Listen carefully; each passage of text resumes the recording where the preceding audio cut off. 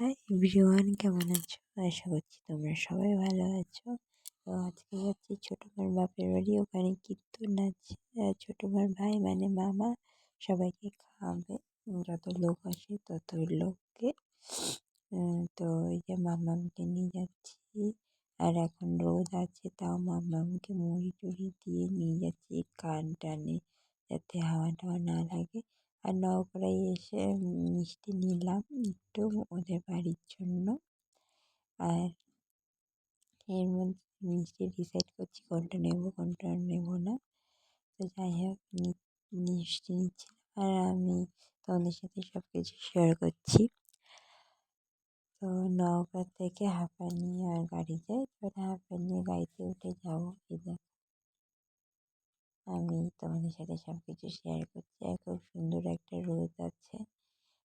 আর এই চুড়িদারটাই first time পরলাম আমি, কেমন লাগছে চুড়িদারটা অবশ্যই কমেন্ট করে জানিও কিন্তু। আর আমি তো সাজিনি, দেখতেই পাচ্ছ, হালকা কাজল। এই দেখো কত লোক, আমরাও খেতে বসেছি এখন। তো দেখতেই পাচ্ছ বহুত লোক, অনেক লোক হয়েছে, জায়গা থেকে এসছে লোক।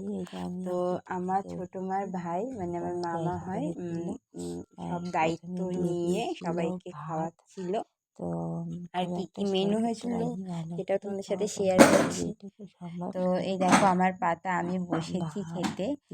আর এখানে প্রথমে ভাত দিয়েছিল, মানে এত লোক হয়েছে কিন্তু খাবারের টেস্ট জাস্ট অসাধারণ হয়েছে। সিম্পল খাবার কিন্তু খুব সত্যি খুব সুন্দর হয়েছিল। ভাত ছিল, এখানে ডাল ছিল, তারপরে